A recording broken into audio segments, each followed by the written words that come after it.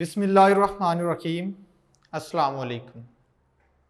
आज हम बात करने जा रहे हैं measurement of charge on electron. तो 1909 में रॉबर्ट मिलीकेन ने एक एक्सपेरिमेंट किया और उस एक्सपेरिमेंट को नाम दिया मिलीकेन ऑयल ड्रॉप मेथड।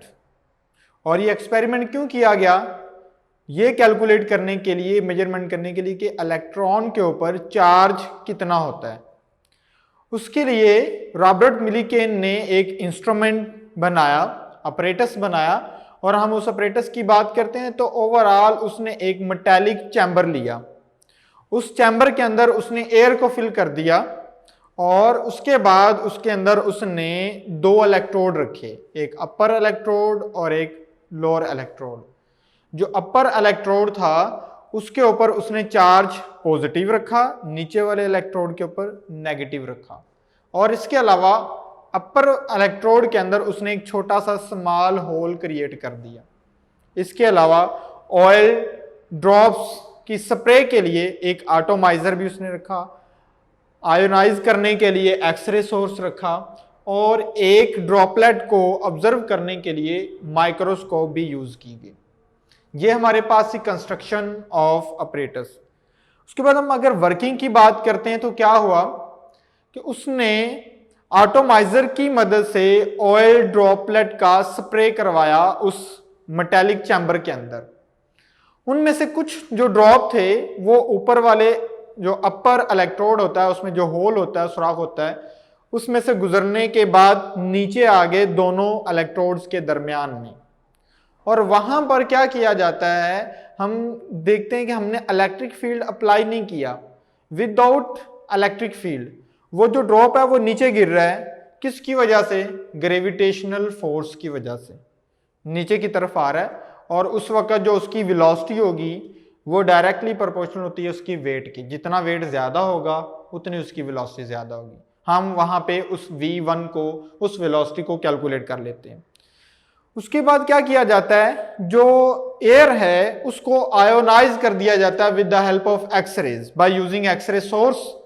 जब उसने एक्सरे के जरिए एयर को आयोनाइज किया, वहां पर आयोनाइजेशन से इलेक्ट्रॉन बने। उन इलेक्ट्रॉन्स को किसी जो ड्रॉपलेट ऊपर से नीचे आ रहा था वो ड्रॉपलेट कैच करते हैं और वो नेगेटिवली चार्जड हो जाते हैं। उनमें से जो ड्रॉप नीचे आ रहे होंगे बिटवीन द प्लेट्स या बिटवीन द इलेक्ट्रोड, वो क्या हो गए, उन्होंने इलेक्ट्रॉन को पकड़ा और उनके ऊपर नेगेटिव चार्ज आ गया। और उसके बाद उसने क्या किया, जो दोनों इलेक्ट्रोड थे उनके साथ उसने बैटरी को जोड़ दिया, सोर्स ऑफ वोल्टेज को जोड़ा, तो उन प्लेट्स के दरमियान एक इलेक्ट्रिक फील्ड जनरेट हो जाता है। हमें पता है कि जैसे हम इलेक्ट्रिक फील्ड अप्लाई करेंगे, जो नेगेटिवली चार्जड ड्रॉपलेट था वो किसकी तरफ जाएगा, वो पॉजिटिव प्लेट की तरफ अट्रैक्ट होगा। मतलब अब वो ऊपर की तरफ जाना शुरू कर देगा। विदाउट इलेक्ट्रिक फील्ड वो नीचे की तरफ जा रहा था और जैसे हमने इलेक्ट्रिक फील्ड अप्लाई किया वो ऊपर की तरफ जाना शुरू हो गया। और वहां पर उसके ऊपर जाने की वेलोसिटी भी हम कैलकुलेट कर लेते हैं v2। ठीक है जी। और उसके बाद हमें पता है कि हमने इलेक्ट्रिक फील्ड कितना अप्लाई किया है।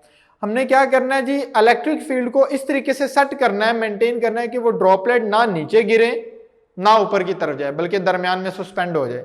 वहां पर उसका मास कैलकुलेट कर लिया जाता है। ये सारी वैल्यूज यूज करते हुए वेलोसिटी की, ऊपर जाने और नीचे जाने की वेलोसिटी, इसके अलावा इलेक्ट्रिक फील्ड की स्ट्रेंथ, इसके अलावा जी ग्रेविटेशनल फोर्स की वैल्यू, मास की वैल्यू, तो हम क्या कर सकते हैं, हम एक इलेक्ट्रॉन के ऊपर चार्ज कैलकुलेट कर सकते हैं। जो मिलीकेन ने सबसे छोटी वैल्यू कैलकुलेट की थी वो वैल्यू थी 1.59 multiply by 10 power minus 19 coulomb. जो आज की रिसेंट वैल्यू जो है वो 1.602 multiply by 10 power minus 19 coulomb. इन दोनों के बहुत इक्वल है, ऑलमोस्ट क्लोज वैल्यू। इस तरीके से मिलीकेन ने क्या किया जी, charge on electron, charge on जो इलेक्ट्रॉन है वो कैलकुलेट कर लिया जी। तो हमारा टॉपिक है measurement of charge on electron. इस चार्ज को कैलकुलेट करने के लिए, मेजर करने के लिए हमारे पास साइंटिस्ट है रॉबर्ट एंड्रयूज मिलीकेन। रॉबर्ट एंड्रयूज मिलीकेन, उसने 1909 में एक एक्सपेरिमेंट किया था। उस एक्सपेरिमेंट के जरिए उसने चार्ज ऑन इलेक्ट्रॉन जो है वो कैलकुलेट किया, डिटरमाइन किया। उसने बेसिकली एक अपरेटस को यूज किया, एक अपरेटस यूज किया। वो जो अपरेटस है वो क्या होता है, consist of A metallic chamber. जो उसने अपरेटस यूज किया ओवरऑल वो एक मेटेलिक चैम्बर होता है, उसके दो हिस्से होते हैं। The chamber is filled with air the pressure of which can be adjusted by a vacuum pump. उसमें हमने हवा को या किसी गैस को फिल किया होता है और उसका प्रेशर हम वैक्यूम पंप की मदद से एडजस्ट कर देते हैं। There are two electrode A and A prime. These electrode are used to generate an electric field in the space between the electrode. हमारे पास उस इलेक्ट्रिक मेटेलिक चैम्बर के अंदर दो हमने चार्जर प्लेट्स रखी होती हैं और वो चार्जर प्लेट एक को हम A का नाम दे देते हैं, एक को A प्राइम का नाम दे देते हैं। और वो प्लेट्स क्या करती हैं, उन प्लेट के दरमियान जो स्पेस होती है वहां पर इलेक्ट्रिक फील्ड जनरेट करती हैं। फिर हम बात करते हैं the upper electrode has a hole in it as shown in figure। तो अभी हमने पूरे अपरेटस को डिफाइन किया है, अब हम उसको डायग्रामेटिकली देख लेते हैं। ये हमारे पास एक मेटेलिक चैम्बर है। इस मेटेलिक चैम्बर के अंदर हमने किसी एयर या किसी गैस को फिल किया हुआ है जिसका प्रेशर हमने वैक्यूम पंप की मदद से एडजस्ट किया हुआ है। उसके बाद हमने कहा जिसके अंदर हमने दो इलेक्ट्रिक प्लेट्स लगाई हुई हैं। एक जो प्लेट है वो पॉजिटिवली चार्जड है, जो ऊपर वाली है, जबकि जो नीचे वाली है वो नेगेटिवली चार्जड प्लेट है। ठीक है जी। और उसके बाद हमने इसके अंदर एक एटॉमाइजर जो है वो डिजाइन किया होता है, रखा होता है। एक तरफ हम उसमें माइक्रोस्कोप रख देते हैं और एक तरफ हमने एक्सरे सोर्स रखा होता है जो कि गैस या एयर को आयोनाइज करने के लिए मौजूद होता है। और सबसे बड़ी बात है कि जो ऊपर वाली प्लेट है, पॉजिटिवली चार्जड प्लेट होती है, उसके अंदर एक छोटा सा होल होता है। उस होल का जो साइज है वो ऑलमोस्ट मॉलिक्यूल के साइज या ड्रॉपलेट के साइज के इक्वल होता है। तो ये हमारे पास इसका अपरेटस आ जाता है जिसको हमने डिजाइन किया। उसके बाद हम इसकी वर्किंग देखते हैं कि किस तरीके से चार्ज ऑन इलेक्ट्रॉन जो है वो डिटरमाइन किया गया, कैलकुलेट किया गया। A fine spray of oil droplet is created by an atomiser. इस एटोमाइजर के जरिए हमने फाइन स्प्रे क्रिएट किया मॉलिक्यूल का। A few droplet passes through the hole in the top plate and enter into the region between the charged plate where one of them is observed through a microscope। जैसे हमने ये atomiser के जरिए spray create किया, कुछ molecule जो है वो इस होल में से गुजरकर इस स्पेस में आ जाते हैं, space between the charger plate. ऊपर वाली पॉजिटिवली चार्जड है और नीचे वाली नेगेटिवली चार्जड प्लेट है। इसके दरमियान में हमारे पास कुछ पार्टिकल, कुछ ऑयल ड्रॉपलेट आ जाते हैं। उनमें से कोई एक ऐसा ड्रॉपलेट होता है जिसको हम इस माइक्रोस्कोप की मदद से ऑब्जर्व कर रहे होते हैं। एक आधे ड्रॉपलेट की मूवमेंट को हम माइक्रोस्कोप की मदद से ऑब्जर्व कर रहे होते हैं। ठीक है जी। तो हम दोबारा फिर बात कर लेते हैं कि एटोमाइजर की मदद से स्प्रे क्रिएट किया और उस स्प्रे में से कुछ मॉलिक्यूल, कुछ ड्रॉपलेट जो है वो ऊपर वाली प्लेट के जो होल है उसमें से गुजरकर नीचे आ जाते हैं और उसको, उस ड्रॉपलेट को हम माइक्रोस्कोप की मदद से क्या कर रहे होते हैं, ऑब्जर्व कर रहे होते हैं। जो ड्रॉपलेट माइक्रोस्कोप के जरिए ऑब्जर्व किया जा रहा होता है उस ड्रॉपलेट के बारे में क्या कहा जाता है, illuminated perpendicularly to the direction of view appears in the microscope as a bright speck against a dark background। Microscope के जरिए उसको जब देखा जा रहा होता है तो हमें ब्राइट स्पैक के तौर पर नजर आ रहा होता है और उसका बैकग्राउंड जो है वो डार्क नजर आ रहा होता है। The droplet fall under the force of gravity without applying the electric field। पहले हमने क्या किया होता है, जब वो ड्रॉपलेट नीचे गिर रहा होता है तो हमने कोई इलेक्ट्रिक फील्ड अप्लाई नहीं किया होता, चार्जर प्लेट को हमने किसी सोर्स ऑफ वोल्टेज के साथ कनेक्ट नहीं किया होता, तो वो फोर्स ऑफ ग्रेविटी के जरिए नीचे गिर रहा होता है।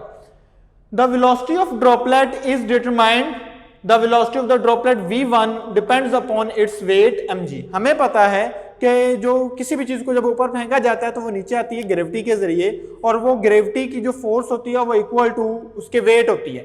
तो ड्रॉपलेट का वेट कितना आ जाता है, mg। तो हम कह सकते हैं जो फर्स्ट वेलोसिटी है, जिस वेलोसिटी के जरिए वो नीचे की तरफ आ रहा है, वो डिपेंड करती है उसके वेट mg के ऊपर। इस इक्वेशन को हम नाम दे देते हैं 1। इसमें जो m है वो मास ऑफ ड्रॉपलेट है और जो g है वो एक्सेलरेशन ड्यू टू ग्रेविटी है। After that the air between the electrode is ionised by X rays. हमने वहां पे एक्सरे सोर्स बनाया हुआ था डायग्राम के अंदर, तो उस एक्सरे की मदद से, एक्सरे सोर्स की मदद से एक्सरेज प्रोड्यूस होती हैं जो एयर को आयोनाइज कर देती हैं। आयोनाइजेशन से इलेक्ट्रॉन प्रोड्यूस होते हैं, उन इलेक्ट्रॉन को ड्रॉपलेट कैरी करता है और उसके ऊपर नेगेटिव चार्ज आ जाता है। The droplet under observation takes up an electron and gets charge. Now connect A and A prime to a battery which generate an electric field having strength E। उसके बाद हम क्या करते हैं, दोनों इलेक्ट्रोड को हम सोर्स ऑफ वोल्टेज यानी बैटरी के साथ जोड़ देते हैं जी, और उसकी वजह से जब बैटरी के साथ जोड़ते हैं, स्विच ऑन किया जाता है, तो उन दोनों जो प्लेट्स उनके ऊपर चार्ज आता है और उनके दरमियान जो स्पेस होती है वहां पर एक इलेक्ट्रिक फील्ड जनरेट होता है जिसकी स्ट्रेंथ हमारे पास होती है E। The droplet moves upward against the action of gravity with A velocity v2।